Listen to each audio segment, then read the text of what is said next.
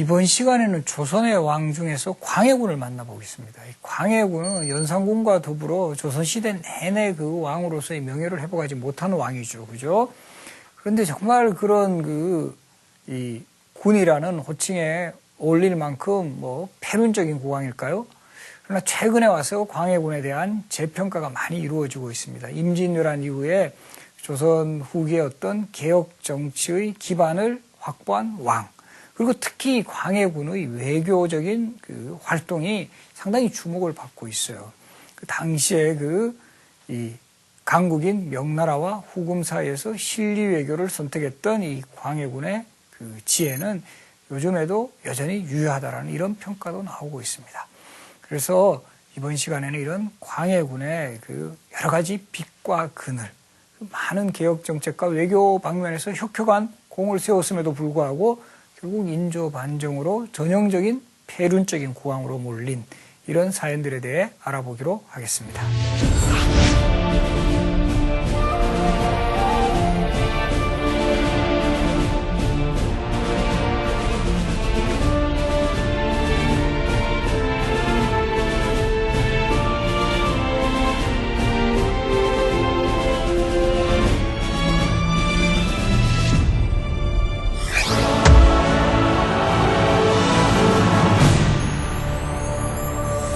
광해군을 먼저 이야기하자면 광해군의 왕위 계승부터 한번 설명을 드려야 될 것 같아요. 광해군은 조선의 왕 중에서 이 후궁 출신으로 왕이 된 인물이에요. 그럼 광해군의 어머니가 누굽니까? 공빈 김씨라고 해서 선조의 후궁입니다. 그런데 어떻게 후궁 출신의 아들이 후계자로 지명을 받을 수 있었을까요? 그 이유는 선조의 첫 번째 왕비인 의인왕후 박씨라는 분에게서 아들이 없었어요. 그래서 이제 선조도 상당히 이제 고민이 많았죠. 그 과정에서 후궁으로 들어온 공빈 김씨라는 분에게서 임해군과 광해군의 두 아들을 얻게 되었습니다. 그러나 아직까지 적장자가 뭔가 왕위를 계승하는 것이 그 대세인 상황에서 후궁 출신의 왕자에게 자신의 후계자를 부탁하는 것은 여전히 미련이 남았습니다. 그런 상황에서 1592년에 임진왜란이 일어납니다. 임진왜란이 일어나자 상당히 다급해졌죠. 그래서 이 선조는 이런 국가적인 위기를 맞이해서 혹시라도 자신이 병고를 당할 수도 있고 전쟁 중에 사망할 수도 있고 이러니까 후계자 지명을 서두르게 됩니다. 그때 두 아들이 있었지만 임해군은 별로 이렇게 자질이 모자랐습니다. 모자라고 훨씬 그보다는 능력이 있는 공빈 김씨와의 소생에서 낳은 두 번째 아들 광해군을 후계자로 지명을 합니다. 광해군의 나이 18살 때였어요. 그래서 임진왜란이라는 역사적인 상황이 광해군을 급부상하게 하는 계기가 된 게 분명한 사실입니다. 또 선조는 뭔가 이제 더 불안하니까 조정을 둘로 나눠요. 분조라 그래가지고 조정을 두 개로 나누어 가지고 혹시라도 위기가 있으면 광해군이 그대로 이제 후계자를 계승하는데 별다른 문제가 없게 만든 거죠. 그리고 이제 사실 알려져 있다시피 선조는 임진왜란 때 자신은 평양을 거쳐 의주까지 피난을 갑니다. 왜적들이 너무 빨리 한양으로 이제 공격을 해온 거죠. 그리고는 광해군에게는 너는 이 현장에 남아가지고 이 전시 상황을 지휘를 하라. 이런 명을 내립니다. 좀 그렇죠. 그죠? 그 당시 백성들에게도 그런 모습이 목격이 돼요. 어쨌든 간에 혼자 살겠다고 멀리 그냥 국경지대인 의주로까지 피난 가는 왕. 그러나 젊었지만 호련히 나서서 백성들하고 함께 전장을 지키겠다는 왕세자. 그래서 광해군의 이미지가 이 당시 상당히 이제 좋아지게 됩니다. 그리고 이제 전쟁은 끝났습니다. 전쟁이 끝난 이후에 이제 체제가 정비되는 무렵에 광해군의 후계자 구도에 커다란 변수가 생기게 됩니다. 그것은 의인왕후 박씨, 선조의 정비였던 의인왕후 박씨가 사망을 하자 선조가 51세 때 19살의 신부 임목왕후를 계비로 맞이해요. 조선 왕실에서는 정비가 사망하면 계비를 맞이해서 그대로 정비의 지위를 잇게 합니다. 이때 들어온 왕비 임목왕후 김씨. 이제 변수가 더 생기려니까 임목왕후 김씨가 아들을 낳아요. 바로 영창대군을 출생을 하게 됩니다. 그래서 이 영창대군이 1606년에 이제 출생을 하게 되면서 왕실 구도에 미묘한 이 변수가 생겨요. 후계자 계승 구도에 특히 예나 지금이나 사람의 심리라는 게 참 묘해요. 그러니까 선조도 이제 나이가 드십니다. 나이가 드셔가지고 이미 광해군은 후계자로 책봉을 했어요. 임진왜란 때 책봉을 했는데 광해군은 후궁 소생이어서 좀 찜찜하다라는 거죠. 뭔가 이제 신분상으로 하자가 있다는 생각이 좀 드는데 계비가 낳은 적장자가 태어났습니다.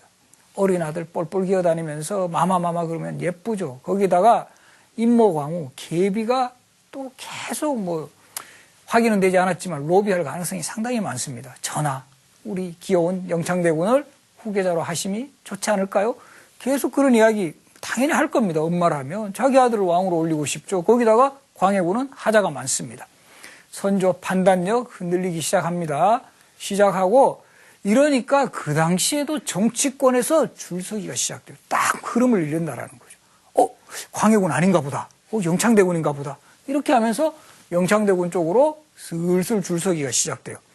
그래서 사실은 선조 후반에 권력을 잡은 정치 세력은 선조 후반부터 사실 북인들이 권력의 전면에 등장을 해요. 그때 이 북인 중에도 정인홍과 같은 인물은 이건 무슨 소리냐. 광해군을 끝까지 지지를 해야 된다. 어떻게 그 임진왜란 때 그 전쟁을 극복하는데도 공을 세우고 계속적으로 후계자로 있었는데 어떻게 이런 사람을 폐위하느냐. 반면에 북인 중에 유영경이라는 사람은 선조의 의중을 읽고 영창대군 쪽으로 계속 붙습니다. 그래서 북인이 정인홍을 중심으로 하는 대북과 유영경을 중심으로 하는 소북으로 갈려지게 됩니다. 그래서 이 영창대군을 지지하는 소북 세력들이 선조 말년에 유영경이 영의정이 되면서 훨씬 가능성이 있어 보여서 이제 완전히 선조 마음이 영창대군에게 있구나라고 판단되는 그런 상황에서 정말 또 이게 역사적인 운명이라고 할까요? 1608년에 선조가 돌아가십니다. 그리고 선조가 본인이 돌아가시기 직전에 대신들을 불러가지고 후계자 지명에 대한 언급을 합니다. 이미 왕세자로 임명되어 있는 광해군을 왕으로 올려라 라고 합니다. 영창대군을 지지했던 유영경 쪽에서는 난리가 나요.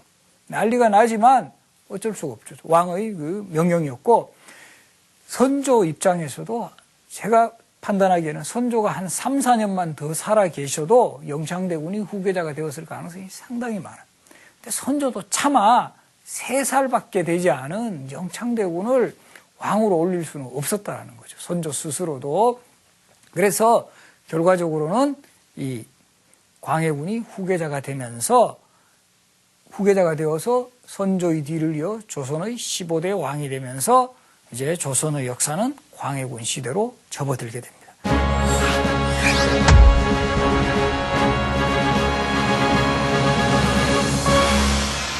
그래서 이 광해군이 왕위에 오른 이후에 모토로 내건 거는 뭐냐 하면 바로 임진왜란 이후에 피폐했던 조선의 어떤 정치, 경제, 특히 경제적으로 매우 황폐해요. 전쟁이 휩쓸고 간 상처가 어마어마합니다. 7년간 조선은 전쟁터였어요. 1592년부터 98년까지.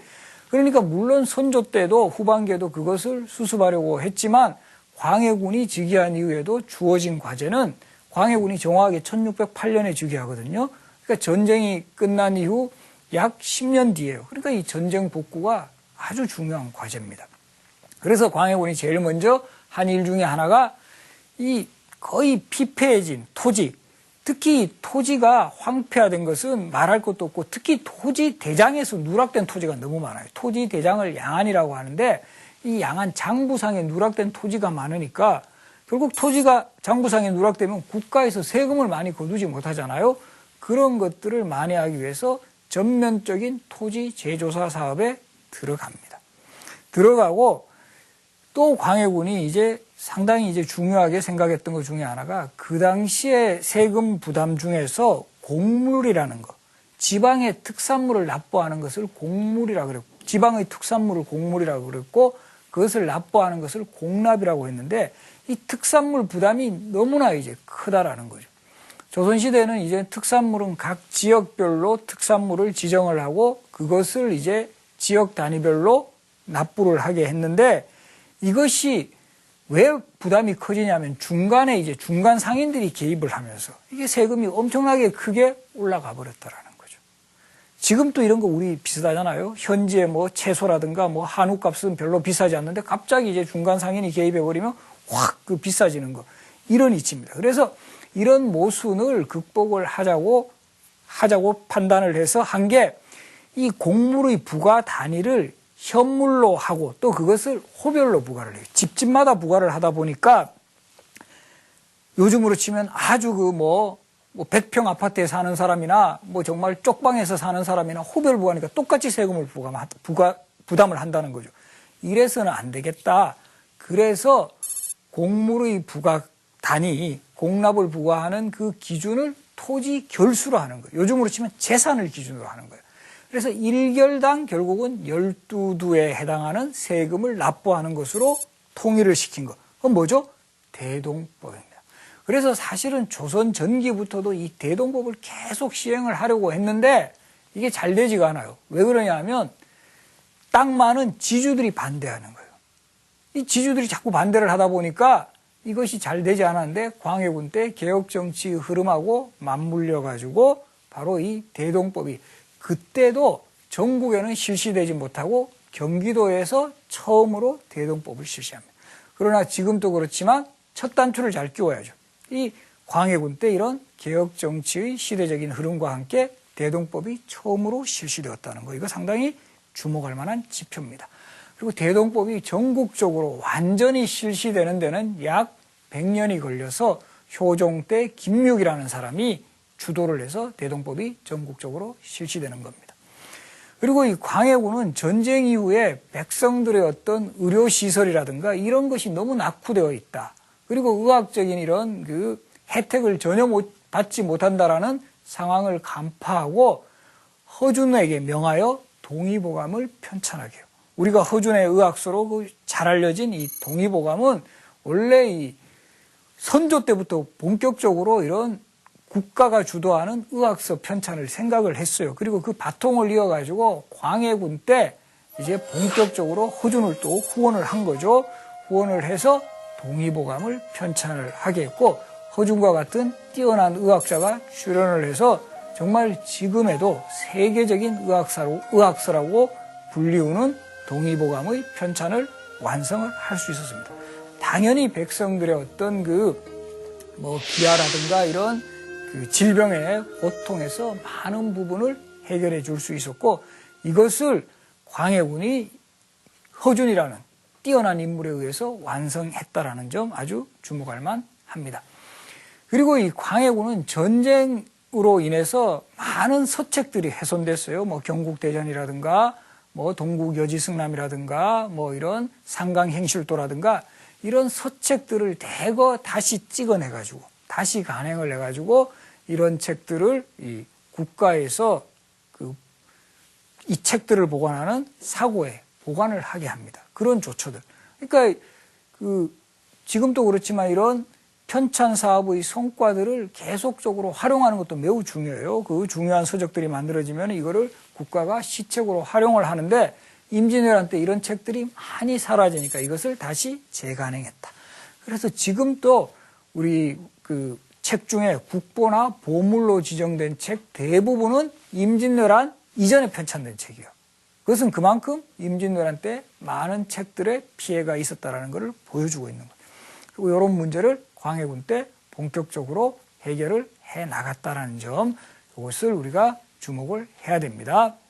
그리고 이제 광해군 때는 전란 이후에 좀 더 이제 유교적인 기강 같은 것을 바로잡기 위해서 이 책을 펴내는데요. 이 책 제목이 재밌습니다. 우리가 조선 세종 때 편찬된 유교의 충신, 효자, 연려의 행적을 기록한 책 뭐라 그랬죠? 상강행실도라는 책이 있었죠. 그런 상강행실도의 책을 다시 이제 업그레이드한, 증보한 책, 동국신속 상강행실도라는 책을 편찬을 해요. 이 동국이라는 것은 주로 우리나라의 역대 사례를 기록을 하겠다라는 그것을 편찬을 함으로써 전란 이후에 많이 해이해진 그런 기강 같은 거 이런 것도 바로잡고, 특히 동국신속 상강행실도라는 책을 보면 이순신 장군에 대한 기록도 있어요. 그래서 나라를 구한 이런 충신들의 업적을 강조함으로써 후대에도 이것을 귀감을 삼아서 계속 계승하게 하려는 그런 노력이 포함된 책이 동국신속 상강행실도. 그리고 이 광해군은 이 책을 편찬하면서 동국신속 상강행실도를 편찬한 전 과정을 기록한 동국신속 상강행실도 찬집청 의계를 만들었어요. 의계 아마 최근에 여러분들 작년에 우리 프랑스에서 반환되어 많이 알고 있죠. 조선왕실의 주요 의식을 기록과 함께 그림으로 정리한 책인데, 이런 동국신속 상강행실도를 편찬한 과정도 의계의 기록으로 남겨둠으로써 후대에 참고하게 했습니다. 특히 광해군은 의계 제작에도 많은 관심을 기울였던 것으로 보이는데, 특히 무기를 제작한 상황, 화기도감이라고 그래요. 조선시대에 이제 무기를 제작한 것을 주관하던 관청을 화기도감이라고 하는데, 이 화기도감에서 여러 가지 무기들을 제작한 과정을 기록한 화기도감의계라는 책을 편찬하기도 했어요. 그래서 이 상당히 이제 그런 문화 사업이라든가 편찬 사업에서도 두드러진 활약을 보인 왕이 광해군이었다. 이것은 이제까지 상당히 잘 알려져 있지 않았던 부분이에요.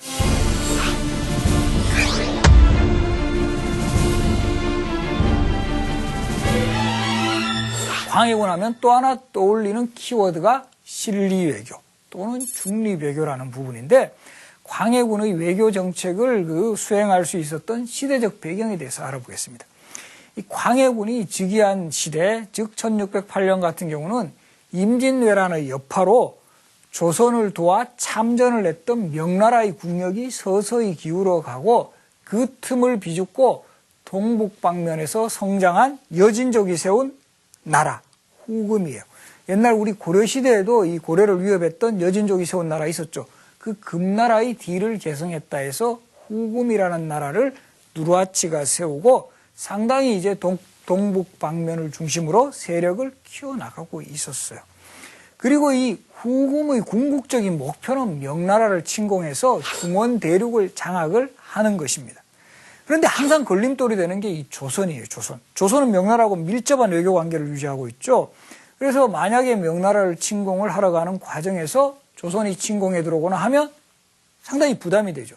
그래서 먼저 조선 조정을 압박을 해서 외교 관계를 맺든지 아니면 그것이 결렬되면 침략을 감행하는 이런 방식을 써요. 이거는 역사적으로 계속 증거가 되고 있어요. 대표적으로 우리가 금나라 같은 경우도 여진족이 저 중국 대륙인 송나라를 치는 과정에서 고려에도 침략을 해요. 그 당시에 김부식과 같은 사람이 등장해가 결국은 4대 외교를 맺음으로써 전쟁은 없었어요. 그리고 기억하시죠? 거기에 반발한 사람은 누구죠? 묘청이 그래서 반발을 하는 거예요. 묘청의 난을 일으키는. 그런 역사적인 경험들이 사실은 계속 반복됩니다. 그래서 우리가 역사가 중요한 이유는 지금 우리 한반도를 둘러싸고 있는 중국이라든가 러시아 각종 나라에 대해서, 각국에 대해서 우리가 더 신경을 쓸 때 역사적인 경험도 항상 염두에 두어야 한다는 거죠. 항상 이 비슷한 일이 반복된 것이 이제까지의 역사였습니다. 어쨌든 그 누르하치가 이제 세력을 확장해 나가면서 명나라를 치기 위한 초전으로서 이 조선을 압박을 해요. 자꾸 조선을 압박을 하고 이 명나라에 대한 침공도 이제 쉬지 않는 이런 상황에서 자꾸 후금이 명나라 국경 지역을 압박을 하니까 이제 명나라에서 조선군에게 파병을 요청을 해요. 광해군에게 직접 파병을 요청을 하죠. 임진왜란 때 우리 명나라가 너희 조선을 도와줬으니까 너희도 이제 우리가 이렇게 위기에 몰렸을 때는 도와주는 것이 당연하지 않겠느냐 하면서 정말 조선에 파병 요청을 합니다. 조선 조정 고민에 빠집니다. 우리 지금도 그렇죠. 지금도 아프가니스탄 파병이라든가 이라크 파병을 둘러싸고 현대사에서는 월남 파병을 둘러싸고도 많은 논란이 있었고 이런 지도자의 결단 같은 거 이런 것이 매우 중시됩니다. 광해군 고민에 빠집니다. 의리를 생각하면 도와주지 않을 수 없어요. 불과 10여 년 전에 조선을 도와준 명나라를 배신을 하고 우리가 군사파병 못하겠습니다 할 수도 없는 거고, 도와주려고 하니까 광해군이 국제정세를 너무 잘 알았어요. 후궁은 떠오르는 신흥강국입니다. 명나라는 기울어가는 나라예요.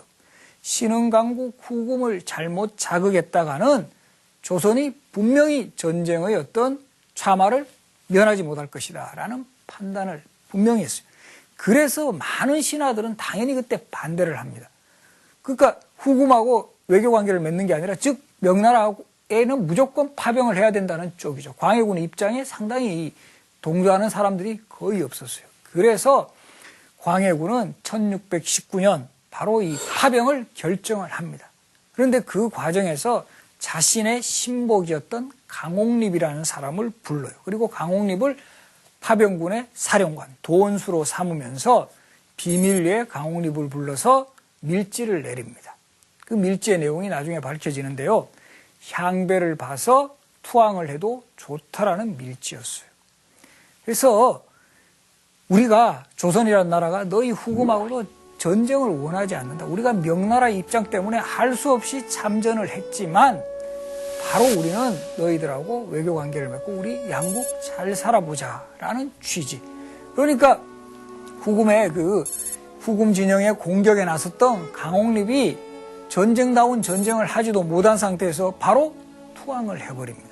이 투항이라는 것 자체 조선의 조정을 상당히 격분시킵니다. 이 광해군의 뜻을 모르는 그 신하들은 어떻게 저런 장수가 있느냐. 전쟁터에 나가서 싸워서 죽지는 못할 망정 바로 항복을 해버리는 저런 장수.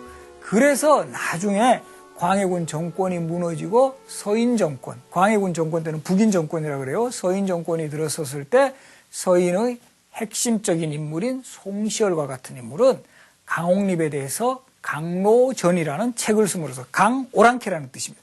저 오랑캐 같은 저런 정말 그 비난의 대상이 되는 인물의 정기를 써서 오히려 저런 인물은 역사 속에 없어야 되겠다라고 비난을 하는 그런 대상이 돼요. 그러나 우리가 다른 관점에서 보면 강옥립이라는 인물은 광해군의 이런 그 외교 정책을 훌륭히 수행한 인물. 그래서 이걸 우리가 결과를 봐야 되는데요. 결국 광해군과 북인 정권이 무너지고 1623년 인조 반정으로 서인 정권이 들어서자 바로 이제 이 후금과의 실리외교, 즉 중립외교를 포기하고 친명 배금 정책을 수립해요. 명나라와는 친교를 맺고 후금은 배척하는 그런 정책을 취하다가 결국 청나라의 침략을 당하죠. 호란입니다. 두 차례 호란, 정묘호란과 병자호란으로, 특히 병자호란으로 인해서는 인조가 그 오랑캐라고 업신여겼던 청나라 황제에게 무릎을 꿇고 항복을 했던 그 삼전도의 굴욕을 당한 점, 그리고 많은 백성들이 정말 그 전쟁 포로로 끌려가는 이런 고통을 생각을 했을 때는 광해군의 전쟁을 미연에 방지했던 이런 외교 정책은 상당히 현명했다. 이렇게도 판단을 할 수가 있습니다.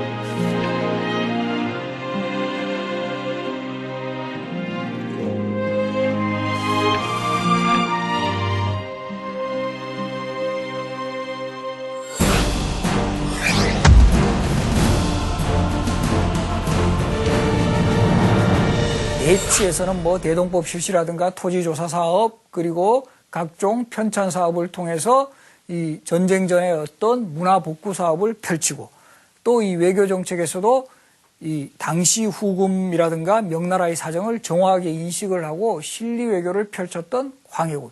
근데 왜 광해군에게는 이 폭군의 이미지가 더 씌워지고 폐륜하라는 그런 그 굴레가 계속된 것은 무슨 이유였을까요? 그것은 광해군에게 언제나 위협의 대상이 되었던 영창대군의 존재하고 긴밀한 연결관계를 갖고 있습니다. 이 광해군의 이복 동생이었지만 선조의 적장자라는 프리미엄 때문에 항상 광해군의 왕통에 거슬림이 되었던 영창대군의 존재. 이 영창대군의 존재에 대해서 광해군은 어떻게 대응을 했을까요? 그것은 1613년 개축옥사에서 밝혀집니다. 이 1613년 문경세제에서 은을 공급하던 은상들이 살해당하는 사건이 발생해요. 그리고 이 은상 살해 사건을 수사하는 과정에서 은상 살해 사건의 주모자들이 7명의 서얼들이었다. 그래서 우리가 칠서지옥이라고도 불리는 사건인데 7명의 서얼들이었고 이들에게서 놀라운 진술이 밝혀집니다. 바로 영창대군의 외할아버지인 김제남을 그 중심으로 해서 영창대군을 왕위에 올리려는 그런 거사 자금을 확보하려고 은상을 털었다라는 이런 진술이 밝혀지면서 단순한 이것은 무슨 강도 사건의 차원을 넘어서 영모 사건으로 비하가 됩니다. 그래서 결국은 이제 영창대군의 외할아버지인 김제남을 비롯해서 이 은상 살해 사건에 참여했던 많은 인물들이 처형을 당하고 그 불똥이 영창대군에게까지 튑니다. 광해군 정권의 입장에서는 이 적장자 이복 동생 영창대군은 결국은 제거되어야 할 존재로 이제 판단이 됐습니다. 그래서 마침내 영창대군을 강화도로 귀양을 보냈다가 그 귀양지에서 영창대군을 죽입니다. 그래서 이것도 당시 강화부사 정왕이라는 인물이 주도가 돼가지고 영창대군을 조그마한 골방에 집어넣고 그곳에 불을 떼가지고 결국 그 증기열에 의해서 사망을 해요. 그래서 기록에도 증살로 기록이 되어 있습니다. 증기증자를 써요. 쉽게 생각하면 여러분들 지금 그 사우나 가서 탈출 못해서 그 정말 호흡곤란으로 죽는 상황하고 사실 비슷해요. 정말 비참한 죽음이죠. 이렇게 영창대군이 죽으니까 누가 여기에 가장 반발하겠습니까? 이때 누가 살아있죠? 영창대군의 생모이자 선조의 계비였던 임모광우 김씨. 이 완전히 이제 광해군은 법적으로는 아들이지만 원수입니다. 자기 아들을 죽인 원수. 그러니까 임목대비하고 광해군이 갈등이 엄청나게 심해요. 그런 상황에서 광해군이 결국 임모광우를 같은 궁궐에서는 거처할 수 없다는 이유로 지금의 덕수궁, 그 당시에는 이 경운궁으로 이제 광해군 때 나중에 경운궁으로 불리는데요. 이 덕수궁의 역사도 처음에는 이 성종의 형님이었던 월산대군의 사저였어요. 월산대군의 사저였는데 임진왜란이 끝난 이후에 선조가 서울로 돌아와서 보니까 경복궁, 창덕궁, 창경궁 다 불타고 왕이 거주할 데가 없어요. 그래서 임시로 거주했던 데가 바로 월산대군의 사저. 그리고 그곳이 정릉동이어서 정릉에 있다 해서 정릉동 행궁이라고 불렀어요. 그래서 선조가 그곳에서 잠시 생활을 하다가 광해군 때도 그곳에서 생활을 하죠. 그래서 광해군도 이 지금의 덕수궁, 즉 경운궁하고 매우 인연이 깊은 왕이에요. 그러면서 광해군은 그곳에서 계속 새로운 궁궐들을 만들어 나가는 겁니다. 이제 전쟁 이후에. 그래서 광해군의 업적 중에서도 궁궐을 새로 정비한, 조성한 그런 업적도 있어요. 창덕궁이라든가 인왕산 자락의 인경궁이라든가 지금의 여러분들 경희궁, 경덕궁이라고 있어요. 그 당시에 이런 궁궐 조성 사업을 통해서 이 전쟁 전에 임진왜란으로 아주 그 황폐화된 궁궐 복구 사업도 함께 추진했어요. 바로 그 궁궐 중에 자신하고도 연고가 있었던 지금의 덕수궁에 임모광우를 모시고 잠시 갔다가 바로 자신만 돌아옵니다. 그리고 결과적으로는 그곳에 모셔두었다고 하지만 임모광우 입장에서는 유패입니다. 그래서 서궁 유패 생활. 그래서 우리가 이것을 역사적으로 폐모살자라 그래요. 어머니를 폐위시키고 동생을 죽였다. 이렇게 일어난 1613년의 사건을 이해가 개축년이어서 개축옥사라고 하고 개축옥사로 영창대군을 죽였다라는 이 논리가 당시 광해군을 지지했던 북인 정권과 광해군에 대한 어떻게 보면 반대하는 논리로 계속 이제 회자가 됩니다. 특히 서인들은 광해군을 도덕적으로 폐륜 정권으로 몰아가는 겁니다. 어떻게 어머니를 폐위시키고 동생을 죽일 수 있느냐. 이것은 유교 윤리 기준에 너무나 잘못된 거다. 그리고 또 하나 외교 정책에 있어서도 전통적인 우방국인 저 명나라를 배신하고 오랑캐 나라인 후궁과 외교 관계를 맺는 이 정책은 이것은 국제적인 신의를 저버린 행위다. 이 두 가지 논리에다가 또 하나 덧붙인 게 뭐냐면 광해군대는 궁궐 조성을 비롯한 큰 토목공사들이 많았어요. 예나 지금이나 큰 토목공사 사업을 벌이면 상당히 이제 논란이 벌어져요. 그래서 이 토목공사를 벌이는 과정에서 이것이 백성들의 부담을 가중시켰다라는 이런 논리를 계속 만들어 나가면서 결집을 해 나갑니다.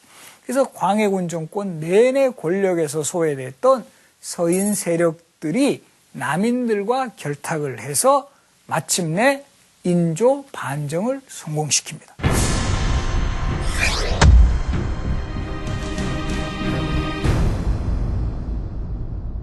그래서 이 반정군들은 지금의 그 창의문 쪽으로 해서 결국 창덕궁을 급습하는데요. 인조 반정에 얽힌 여러 가지 그 역사 유적지도 있습니다. 이들이 제일 먼저 모인 곳은 홍제원이라는 곳이었고, 홍제원에서 이 세검정에서 이들은 그 칼을 씻었다고 해요. 그래서 이 칼을 씻은 우물, 이렇게 해서 세검정이라는 말이 붙은 겁니다. 그리고 다시 창의문을 거쳐 창덕궁을 급습하는데, 이것도 보면 역사에서 다 그런 그 인물, 군상들이 다 나타나요. 이때 이 광해군 때 훈련대장을 역임했던 이응립이라는 인물이 이미 반정군하고 결탁이 되어가지고 이 창덕궁 문을 확 열어줘 버립니다. 아주 별다른 저항 없이 궁궐 안으로 들어갔고, 당시 창덕궁에 있었던 광해군은 깜짝 놀라서 막 뭐 횃불을 들고 막 나타나니까 잠시 피신을 합니다. 의관 안국신이라는 사람의 집에 피신을 했다가 나중에는 결국 체포되어 끌려 나옵니다. 그리고 마침내 이 반정을 성공시킨 인조와 서인 정권은 이제 결국 이때 정통성을 확보받으려면 누구가 가장 이때 왕실의 최고 어른이죠? 바로 임모광후입니다. 그래서 이 서궁에서 유폐 생활을 하고 있던, 즉 지금의 그 덕수궁에서 유폐 생활을 하고 있던 임모광후를 인조가 직접 찾아갑니다. 찾아가서 이제 그 자신들이 이렇게 반정을 일으킨 것을 인정해달라는 이런 것을 이제 요청을 합니다. 그런데 여기서도 이제 참 뭐 이걸 뭐 흥미롭다고나 해야 될까요? 조금 뭔가 조금 여운을 주는 건데, 임모광후가 이때 광해군을 죽여야 된다고 합니다. 임모광후 입장에서는 뭐 당연히 그럴 수도 있겠죠. 자기 아들을 죽인 저 원수 같은 왕을 그냥 쫓아낼 것이 아니라 나는 저 광해군이 죽는 것을 보고 싶다 이럽니다. 이 신하들이 상당히 당황을 해요. 그래서 임모광후를 막 이렇게 오히려 달랩니다. 중국의 역대 사례에서도 폭군을 쫓아내기는 했지만 죽이지는 않습니다. 조선의 사례도 듭니다. 연산군도 반정에 의해 쫓겨났지만 죽이지는 않았습니다. 연산군은 결국 유배지인 강화도 교동도라는 섬에 가서 그곳에서 그냥 병으로 죽어요. 그런 사례를 하면서 임모광후를 진정을 시킵니다. 우리가 보면 왕실 여성들 무서울 때는 되게 무섭습니다. 그래서 겨우 이제 진정을 하고 결국 광해군은 강화도 교동도라는 섬에 유배를 가죠. 그래서 보면 공교롭게도 이 반정에 의해서 쫓겨난 두 명의 왕 모두 함께 강화도 교동도라는 섬으로 유배를 가요. 그런데 유배 생활을 거의 18년 동안 합니다. 그러다가 최후의 유배지 제주도에서 생애를 마치는데, 아마도 광해군 같은 경우는 워낙 젊은 시절 임진왜란 때 전장을 누볐고 왕위를 계승하는 과정에서 많은 고초를 겪었고, 이런 면모들 때문에 어느 정도 뭐 저항의식, 적응력이라고 할까요? 이런 것이 강해서 그런지 유배 생활도 매우 이제 잘 견디신 이런 왕으로도 이 기록에 나타납니다. 그리고 지금 현재 광해군의 무덤은 광해군 묘라고 해가지고 연산군 묘와 더불어 아직까지도 조선의 왕으로 인정을 받지 못하는 그런 형태예요. 다른 왕릉에 가보시면 상당히 뭐 여러 가지 뭐 간판이라든가 뭐 무덤 주변에 뭐 여러 가지 그 성물이라든가 이런 것이 꽤 나름대로 정비가 되어 있지만 광해군 묘는 여전히 쓸쓸한 모습이에요. 이 조선에 마치 반정에 의해서 폐위된 왕의 조금은 억울한 그런 모습을 보이고 있다는 점입니다. 광해군 같은 왕은 반정에 의해서 폐위되었다 뿐이지 정말 분명히 억울한 점이 있다라는 거죠. 이 젊은 시절 정말 그 임진왜란 아주 크게 활약하면서 그 나라를 위기에서 구한 그 젊은 광해군, 그리고 이 개혁 정책을 수행하면서 자신의 모든 것을 보이고 특히 외교 정책에서 뭔가 이 전성기를 누렸지만 짧게 그것을 그 반정 세력에 의해서 펼쳐보지 못했던 왕 광해군. 오늘 광해군에 대해서 알아봤는데 이 광해군이라는 왕의 빛과 그늘을 한번 생각해 보면서 우리가 조선의 역사를 또 되새겨 보는 것도 의미가 있을 것 같습니다. 고맙습니다.